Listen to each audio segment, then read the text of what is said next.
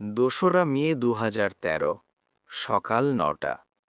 মুম্বাইয়ের ভাবা হাসপাতালের এমার্জেন্সিতে এক ২৩ বছরের তরুণীকে ভর্তি করা হয়। মেয়েটি যন্ত্রণায় ছটফট করছিল। তার মুখের বেশিরভাগ অংশ ভয়ানকভাবে পুড়ে গিয়েছিল। একটা চোখ গলে গিয়েছিল। ঘাড়ের চামড়া শরীর থেকে আলাদা হয়ে যাচ্ছিল।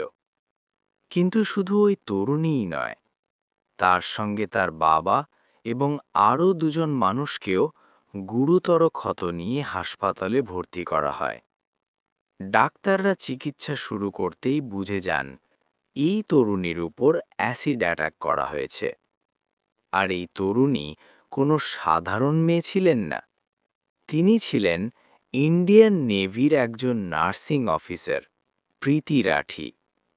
প্রীতির ছোটবেলা থেকেই স্বপ্ন ছিল ডিফেন্স ফোর্সে যোগ দেওয়ার, নিজের পরিবারের পাশে দাঁড়ানোর। কিন্তু ২রা মে ২০১৩, যেদিন তার স্বপ্ন বাস্তব হতে চলেছিল, সেই দিনই তার জীবনের সবচেয়ে ভয়াবহ দুঃস্বপ্ন শুরু হয়। সে পরিবারের সঙ্গে নেভিতে যোগ দিতে মুম্বাই যাচ্ছিল। আর ঠিক সেই সময়ই তার ওপর ছুঁড়ে মারা হয় ভয়ানক সালফিউরিক অ্যাসিড। মাত্র কয়েক সেকেন্ডে বদলে যায় প্রীতির জীবন এবং তার পুরো পরিবারের ভবিষ্যৎ। কিন্তু প্রশ্ন একটাই, কে ছিল সেই মানুষ? কেনই বা সে এমন নারকীয় অপরাধ করল? আর শেষ পর্যন্ত কি শাস্তি পেয়েছিল সে? আমি মহেরুল।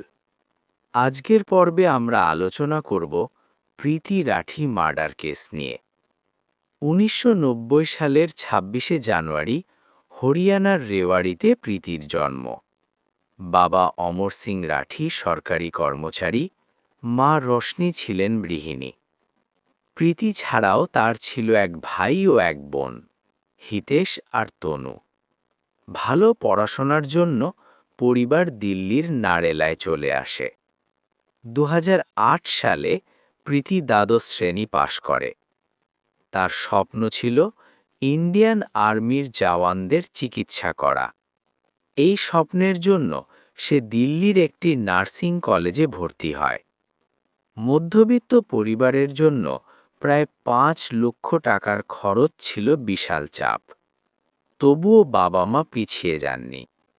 ২০১১ সালে প্রীতি ফার্স্ট ডিভিশনে গ্র্যাজুয়েট হয়।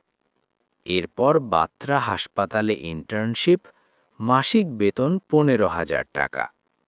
সেখানেই সে জানতে পারে ইন্ডিয়ান নেভিতে নার্সিং অফিসার নিয়োগ চলছে। প্রায় ১৫,০০০ পরীক্ষার্থীর মধ্যে মাত্র ৫০০ জন সিলেক্ট হয়। প্রীতির নাম ছিল সেই তালিকায়।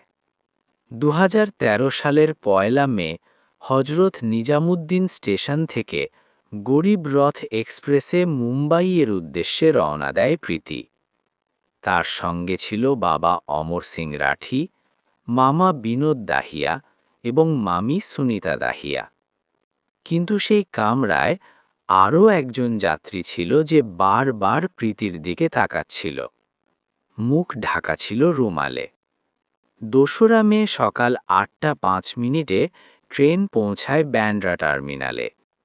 ভিড়ের কারণে প্রীতি একটু পিছিয়ে পড়ে। ঠিক তখনই পেছন থেকে কেউ তার কাঁধে হাত রাখে। সে ঘুরে তাকাতেই মুহূর্তের মধ্যে তার মুখে ছুঁড়ে মারা হয় অ্যাসিড। চিৎকারে কেঁপে ওঠে প্ল্যাটফর্ম। বাবা ও মামা ছুটে আসেন। তাদের হাতেও লাগে অ্যাসিড। হামলাকারী পালিয়ে যায়। প্রীতিকে প্রথমে ভাবা হাসপাতালে, তারপর গুরুক, শেষে মাসিনা হাসপাতালে নেওয়া হয়। এক চোখ নষ্ট, ভোকাল কর্ড পুড়ে যায়, কথা বলার ক্ষমতা হারায় সে। তবুও সে হাল ছাড়েনি। খাতায় লিখেছিল, বাবা, চিন্তা করো না, আমি ঠিক হয়ে যাব। সে জানতে চেয়েছিল, আমি কি অপরাধ করেছি। তদন্তে প্রথমে ভুল মানুষ ধরা পড়ে। পরে প্রমাণ হয় সে ঘটনাস্থলে ছিলই না। শেষ পর্যন্ত তদন্ত গিয়ে পৌঁছায় প্রতিবেশী অঙ্কুর পাওয়ারের কাছে। একতরফা প্রেম, প্রস্তাব প্রত্যাখ্যান, হিংসা আর প্রতিশোধ। 2014 সালে অঙ্কুর গ্রেফতার হয়। সে দোষ স্বীকার করে। 2016 সালে আদালত তাকে মৃত্যুদণ্ড দেয়। পরে হাইকোর্টে সাজা বদলে হয় যাবজ্জীবন কারাদণ্ড। প্রীতি বাঁচেনি, কিন্তু তার গল্প আজও প্রশ্ন তোলে। নারীর নিরাপত্তা, আইনের দুর্বলতা আর বিচার ব্যবস্থার সীমাবদ্ধতা। আজকের এই কাহিনী এখানেই শেষ।